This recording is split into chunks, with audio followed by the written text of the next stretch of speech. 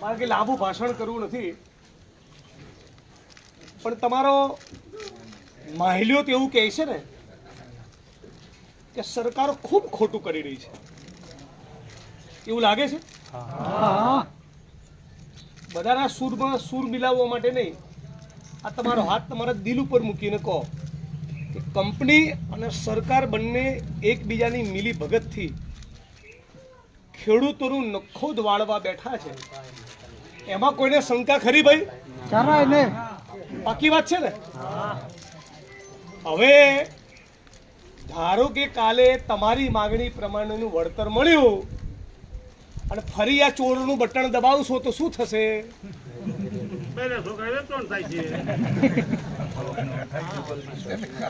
આ એ જ લોકો છે ને જેમણે હિન્દુ મુસ્લિમ કરાયું, ભાઈને ભાઈથી લડાયા, 400નો બાટલો 1000માં આપ્યો, પેટ્રોલ ડીઝલ મોંઘું કર્યું, હોસ્પિટલના બિલ મોંઘા કર્યા, રાશન કરિયાણું મોંઘું કર્યું, ખેતીના ઓજાર, જંતુનાશક દવા, ખાતર આ બધું મોંઘું કર્યું, પછી વીજળીના થાંભલા નાખવા આવ્યા. બરાબર વાત છે ને? વીજળીના થાંભલા નાખવાની પહેલા તો નખોદ વાળેલું જ હોય, તમે બટન દબાવતા હતા કે નહીં? એટલે પહેલા સરકારે બરાબર પાકા પાયે કરી લીધું, બરાબર મુસલમાનોની વિરુદ્ધમાં ઝેર ભરી દો લોકોમાં. સરકારે આવું કર્યું ને, અને તમને ટાઈટ કર્યા, અને પછી તમારા હિન્દુઓના જ બૂચ મારી દીધા. વાત સાચી ખોટી? તમારામાંથી જેટલા હિન્દુ ખેડૂત હોય હાથ ઊંચો કરો. બધા હિન્દુ જ છે. કરો બે હાથ ઊંચા કરો ને ખબર પડે મીડિયા વાળાને. છો ને બધા? હવે કોઈ જોવા આવે છે? આ રામનું નામ લેવા વાળા હવે કોઈ જોવા આવે છે? તમે બધા નથી રામના ભક્તો? તમે બધા રામના ભક્તો છો કે નહીં? તો તમારા તો બૂચ મારવા બેઠા છે. તો આ ચોરોને ઓળખવાના કે નહીં? આપણું ગુજરાત રાજ્ય ગુજરાતની જરૂરિયાત કરતા વધારે વીજળી પેદા કરે છે. આવું વિધાનસભાના મંચ ઉપર 10 વખત ગુજરાતની સરકારે કીધું, તો તમારા ખેડૂતોના ખેતરમાં તમારી મરજીની વિરુદ્ધ આ થાંભલા નાખવાનો કાર્યક્રમ કરવાની કોઈ જરૂર નથી. ધારો કે બીજા કોઈ રાજ્યમાં જરૂર હોય તો આ કંપનીઓ ત્યાં જાય અને કરે પ્રોજેક્ટ, આપણને વાંધો નથી.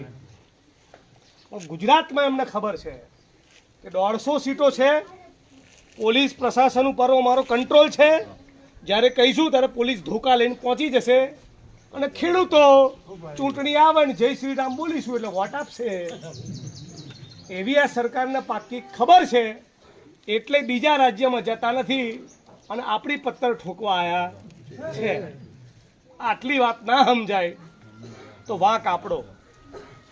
15 તારીખે આખા ગુજરાતમાં મેસેજ જાય, અને કાલે પરમ દિવસે અઠવાડિયા પછી, મહિના પછી, 6 મહિને, 12 મહિને જે ખેડૂતોના ખેતરમાં લાઈનો જવાની છે એમની દશા તમારા જેવી થવાની છે. એમને પણ બોચીએથી પોલીસ પકડશે, ઢસડશે, બેન દીકરીઓ માતાઓને દંડા મારશે. તો એના કરતાં એકવાર એવો જળબે સલાહ કરેલો ગાંધીનગરમાં લાવો કે ગાંધીનગરમાં બેઠેલા પેલા 8 ચોપડીવાળાને અને ભોપાભાઈને બેને ખબર પડી જાય કે આ વસ્તુનું નામ લેવા જેવું નથી. આવો મેસેજ આપણે આપવો પડશે. હું સાપકડાયોની પહેલાં પાલભાઈ, મહેશભાઈ ને બીજા બધા મિત્રો કોંઠ થઈને આવ્યા. કોંઠમાં જોયું જે 67 મીટરની ત્રિજ્યામાં પેલું સ્ટ્રક્ચર, પેલું ટાવર ઊભું કરવાનું છે, એના સિવાય તો 1.5 કિલોમીટર જમીનમાં દોરડા ખોસીને બેઠા છે. અહીંયા એવું જ છે. તો આપણે સવાલ શું પૂછવાનો કે અમારું ખેતર તારા બાપની જાગીર છે? હે, મારા ખેતરમાં તારે 1 ઇંચ પગ મૂકવો હોય તો 1 ઇંચ પગ મૂકવાની કિંમત કેટલી થશે એવું ખેડૂતને પૂછવું પડે.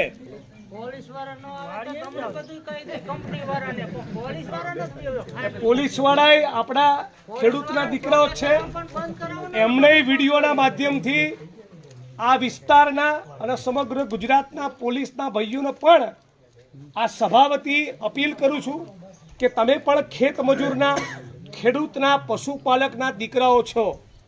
વીજ લાઈનના મુદ્દે બધું સરકાર કે કંપની કે એવું ના કરો. તમે જે ખેડૂતોની બોછી પકડી રહ્યા છો, બેન દીકરી માતાઓને મારી રહ્યા છો, ઘેર જઈને તમને ખાવાનું ભાવે છે? થોડીક શરમ લાજ બચી હોય તો સરકાર અને કંપનીના ઇશારે બે આ ધંધા બંધ કરો. પોલીસને પણ આપણે અપીલ કરીએ છીએ. પણ આજે આપ સૌ બપોરે 2 વાગે આટલી મોટી સંખ્યામાં ઉપસ્થિત થયા છો. આનાથી 10 ગણી તાકાત સાથે 15મી તારીખે ગાંધીનગર જવાનું અને જવાનું છે. ગાંધીનગરમાં જઈને તાકાત બતાવીશું તો સરકાર ઉપર પ્રેશર આવશે, તો સરકાર કંપની ઉપર પ્રેશર કરશે કે ભાઈ હવે થાંભલા નાખવા હોય તો ખેડૂતની મરજી પ્રમાણેનું જ વળતર આપવું પડશે. હું મારી આંખ સામે જોઈને આવેલું છું. 1.5 કિલોમીટરની ત્રિજ્યા સુધી બિનજરૂરી રીતે કંપનીએ ત્યાં આગળ પગ પેસારો કરેલો છે. એ બિલકુલ ઇલીગલ કહેવાય, સંપૂર્ણ ગેરકાયદેસર કહેવાય. હકીકતમાં ખેડૂત આ કંપની અને કંપનીના માણસોની વિરુદ્ધ ગેરકાયદેસર પ્રવેશ કરવા બદલ આપણે ફોજદારી ગુનો દાખલ કરાવી શકીએ. ફરિયાદ લેતા નથી તો ફરિયાદ ના લેતા શું કરવાનું? હર જોર જુલમ કી ટક્કર પે સંઘર્ષ હમારા નારા. સંઘર્ષ તો કરવો પડે. ટોળું લઈને પોલીસ સ્ટેશન જવાનું. આ કંપની વાળાના થાંભલાની જગ્યા સિવાય 1 ઇંચમાં પગ મૂકવાનો અધિકાર નથી. અમારું ખેતર એના બાપની જાગીર હોય, બધા આળોટે છે, કરો એફઆઈઆર. ત્યાંથી એફઆઈઆર ના કરે ત્યાં સુધી ઊભા નહીં થવાનું. દિલ્હીમાં, પંજાબના, રાજસ્થાનના, યુપીના, હરિયાણાના ખેડૂતો 1 વર્ષ લડ્યા ને, મરવું નથી ને સ્વર્ગે જવું છે, બે નહીં થાય. તો આપણે લડત કરવી હોય તો બપોરે 2 વાગે તડકામાં ભેગા થવું પડે, પરસેવો પાડવો પડે, ગાંધીનગર જવું પડે, ટ્રેક્ટર રેલી કરવી પડે, પોલીસ સ્ટેશન પહોંચીને પલાટી વાળીને બેસી જાઓ. એ પ્રેશર તો આપણે કરવું પડશે. લાંબુ નથી કહેતો. આ અંગ્રેજોને સારા કેવડાવે ને, અંગ્રેજોથી વધારે નીચ લોકોને ચૂંટીને ગાંધીનગર મોકલ્યા છે. અંગ્રેજોને સારા કેવડાવે એવા છે. એટલે મહેરબાની કરીને મોટી તાકાતથી ગાંધીનગર બધા આવજો, ટ્રેક્ટર લઈને આવજો અને આપણી એકતાનો પરચમ લહેરાવજો. આટલું કહીને મારી વાણીને વિરામ આપું છું. ફરી ક્યારે આના સિવાયનો કોઈ પણ પ્રશ્ન હોય તો હું તમારો સાપકડાનો ધારાસભ્ય છું એવું માનીને, તમારો ભય માનીને ગમે ત્યારે મને યાદ કરજો. મારી અનુકૂળતાએ તમારી વચ્ચે આવીને ઊભો રહીશ. સર્વ સમાજના લોકો માટે બોલીશ. પણ ફરી એક જ વાત, 5 ટ્રેક્ટર લઈને આવતા હોય તો 10 કરજો અને 10 થતા હોય તો 20 કરજો. આપ સૌનો ખૂબ ખૂબ આભાર.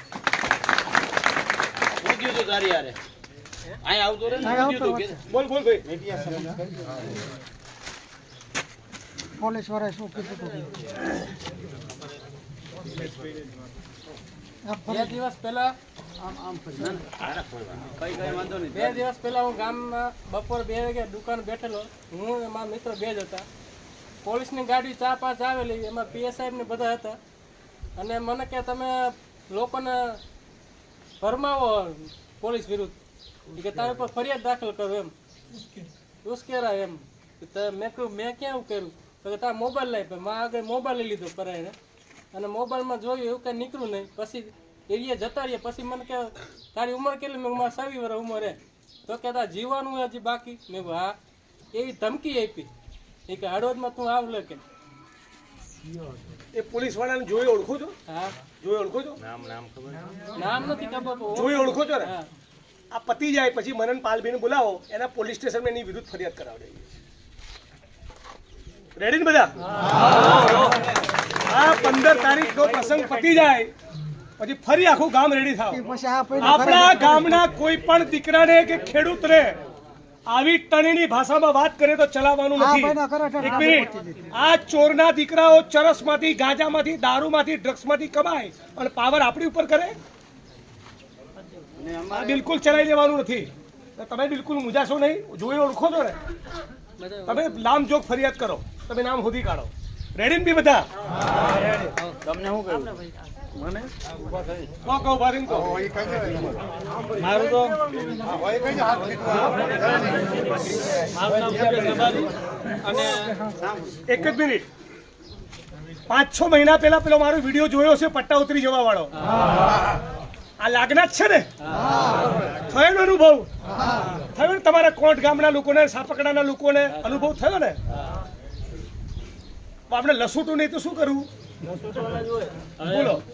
એમાં એવું હતું કે જ્યારે ગામ એકતા થાય ત્યારે આપણે બધા ગામના યુવાન તરીકે, આપણે જાગૃત યુવાન તરીકે આપણે બધાને મદદ કરી કે આપણે હવે આમાં આવું કરીએ આવું કરીએ. તેથી મહેશભાઈ હતા હાજર, અમે બધા અહીંયા હતા. તો જ્યારે પણ મેસેજ આવે ને એટલે હું કહેતો ભાઈ ગામને આપણે આવા ચોરે ભેગા થઈ જાવ, એકારે બધા થઈ જાજો, તો આ રીતના આપણે જઈશું. તો શી ખબર ક્યાંથી એમને મારી જાણકારી લીધી કંઈ ખબર નથી. આખા ગામમાં મેસેજ લઈને ફરે ભાઈ મુકેશ રબારી કોણ છે અને આ મુકેશ રબારી ક્યાં મળશે. આખા ગામમાં 2-3 દી હતા. મતલબ હું એવી રીતના કીધું ને કે ભાઈ મને પકડો છૂટી, હું વાડી હોય અથવા ઘરે હોય, બાકી એવી રીતના મને કોઈ ઓલું નહીં કરે કે લઈ જવું હોય તો લઈ જવાનું છૂટી. તમને જેટલા દિવસ રાખો એટલા દિવસ હું જવું એવું નથી.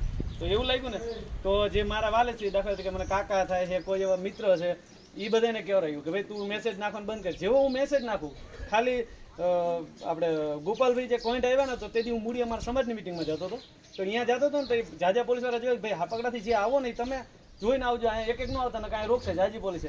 તો એ નાખું ને તો 5 મિનિટની અંદર મને ગામમાંથી કેવી રીતના ફોન આવે ભાઈ પીએસઆઈના ફોન આવે કે એને કહી દો ને કે બે હાથ દેશો મુકાને અમે લઈ જશું આવી રીતના. અને 5 મિનિટની અંદર જે પણ મેસેજ નાખું 5 મિનિટની અંદર મને ફોન આવે.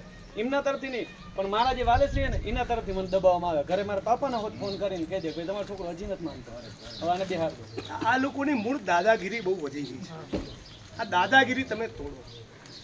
આપણે ગુજરાતના લોકો, ગુજરાતીઓ, ભારતવાસીઓ પોલીસ અને ભાજપની સેનાના કે નોકર નથી, ગુલામ નથી. આજે દમદાટી આપે છે ને ચૂંટણીઓમાં, ચૂંટણી પતી જાય પછી ફોર્મો પાછા ખેંચાવે, વીજળીના થાંભલા નાખે આપણી મરજીની વિરુદ્ધ. આ ભાઈને કે તું બોલતો નહીં ફલાણા ગામ. આ જે દાદાગીરી છે એ ખતમ કરવી પડશે કે નહીં? અને બીજું આપણા બાપ દાદાઓ અંગ્રેજો સામે લડ્યા, આ કાળા ચોરો સામે નહીં લડીએ? અને બીજું સાહેબ અહીંયાથી કોઈને વાડીઓમાં જવા નથી દેતા કોઈ ખેડૂતને. હવે 5 દિવસથી ખેડૂત જતા નતા. અત્યારે પાણી છોડે ખેડૂત અત્યારે સંભાળ લેવા ગયો ને તો 500 મીટર સુધી બધાનો કેબલ લઈ ગયા ચોર. હવે કોઈ ખેડૂત કોઈ અહીંયા જોવા જઈ નતા શકતા. હવે એનો કોણ જવાબ દે?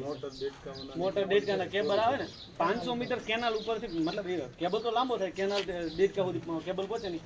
500 મીટરની રેન્જ સુધી બધો કેબલ લઈ ગયા. કારણ કે એ આ પઠવાડિયું ત્યાં કોઈ જવાનું નથી રસ્તા આસપાસના 5-10 ખેતરમાં નથી જવા દીધા. ખેતરે જવું હોય તો લાયસન્સ, વાહનના કાગળિયા, હાથબારામાં નામ, આ બધું જ હોવું જોઈએ. એમાં એક જણો જ જઈ શકે પોતાની વાડી. હવે આ સીઝન કામની આજે ખબર હતી કે પાલબેન ગોવા જગદીશભાઈ આવવાના એટલે આજે ચોકી ઉપાડી ને આગળ છે રસ્તો, મેન રસ્તો એ ચોકી મૂકી દીધો. આવા બધા પ્રશ્ન છે. ચોકે મેન રસ્તા ઉપર જ ચોકી. બીજો એક પ્રશ્ન, એક મિનિટ. આ જે અમને બિલ બનાવી દીધા છે જે પાવર કિટના કંપની માણસોએ, તેના વિરુદ્ધ અમે 2 થી 3 દિવસમાં અમારું જો પેમેન્ટ નહીં થાય તો અમે કાયદેસર એમની ઉપર એફઆઈઆર કરવાની થાય. બરોબર? જો પીઆઈ અમારી એફઆઈઆર નહીં લે તો અમે અનશન ઉપર તમારે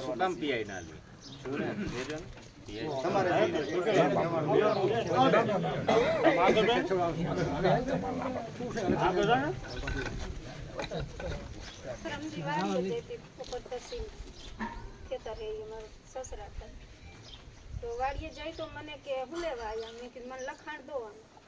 ફાઉન્ડેશન ભર્યું ત્યાંથી મને લખાણ નથી દીધું, મને વળતર કોઈ નથી. તો મને પોલીસ 4 આવ્યા, ઓલા મુકેશભાઈ હતા ને આવ્યા તો કે શું લેવા આવ્યા? મેં કીધું મને લખાણ કરી દો. લખવાનું નથી ને દેવાનું નથી ને તાર જવું હોય તો દિલ્હી જઈએ. મુકેશભાઈ અધિકારી પાવર કિટ અધિકારી તાર થાય ને કામ તો કરવાનું છે, ચાલુ રાખવાનું છે. તારે તમારે જ્યાં જવું હોય ને ત્યાં સુધી પહોંચી જાય. તો મેં કીધું મને આરોપ કરીને મને લઈ એસપી અને કલેક્ટર બંને જોડે વાત કરું છું. આજ અને હું આ તો ઓપરેશન કર્યું ને કાલે તેરણી બે સાસુમાં બે દેરણી બૈરા અહીંયા પહોંચી નો કે છોકરા બે કઈ નો એમના સસરા ઓફ થઈ ગયા, બે ભાઈ ઓફ થઈ ગયા. વિધવા બેન હવે આવા વિધવા બેન ઉપર ગુજરાતનો કોઈ પોલીસ કર્મી એ ટણી કરે એમના ઘરવાળા આર્મી મેન. અને આર્મીના જવાનના વિધવા વિચાર કરો, એની ઉપર કોઈ સરકારી કર્મચારી ટણી કરે, કેટલો કાયર કહેવાય. મને વારી વારી ચાર દાન કીધું તમારે જ્યાં જાવ ત્યાં પહોંચી જજો, મને કોઈ બીક નથી. બસ એમનો દીકરો આર્મીમાં જ છે. છોકરો અત્યારે આર્મી. એક સવાલ મારે કાલ પાલભાઈ જોડે વાત થઈ હતી. આખા ગુજરાતમાં તમે એક પણ આઈએએસ ને, એક પણ આઈપીએસ ને, કે ભાજપના એક પણ મંત્રીને કોઈ ઉદ્યોગપતિની સામે પાવર કરતા જોયો છે? નહીં. કોઈ ઉદ્યોગપતિ, કોઈ પૂંજીપતિ, કોઈ ધંધા શેઠ, કોઈ કોર્પોરેટ કંપનીનો માલિક એને જેલમાં ખુશી ગાલ્યો હોય એવો એકે દાખલો જોયો છે? આમનો બધો પાવર એ સામાન્ય જનતા અને ખેડૂતોની ઉપર જ નીકળે છે. આમની બધી ચરબી એ ગરીબ લોકો, પશુપાલકો, દાળિયાઓ, ખેડૂતો, યુવાનો, લડનારા માણસો બધી તાકાત ત્યાં જ વાપરે છે. પૂંજીપતિ ઉદ્યોગપતિઓના દલાલ છે, ત્યાં બોલી શકાતું નથી. આ વિધવા બેન ઉપર પાવર કરે છે. તાકાત હોય તો અદાણીનો કોઈ માણસ આવે નહીં, અમે ટણી કરતો ખબર પડે, ત્યાં બકરી ડબ્બામાં આવી જાય છે અને બધી ટણી આપણી લાગે સામે કરે છે. એટલે આપણે બધા માણસોએ પણ આ લોકોને બરાબર કર્મચારીઓને ઓળખવાની એસટીને જરૂર કહી છે. દે નીચે આવવા જે વાત કરવાની. આખું પોણા 5 એસટીને વર્ષ નીચે આવવા જે વાત કરવાની એનો માણસ સાંભળો, કહી દે. એસટી પોણા 5 વર્ષ આપણે શું કહીએ? આપણે લડીએ છીએ અને ચૂંટણી આવે એટલે લૂંચો મારીએ છીએ. તો હવે આ લોકોની દવા કરવાનો ટાઈમ આવ્યો કે નહીં? હવે તો દવા કરો.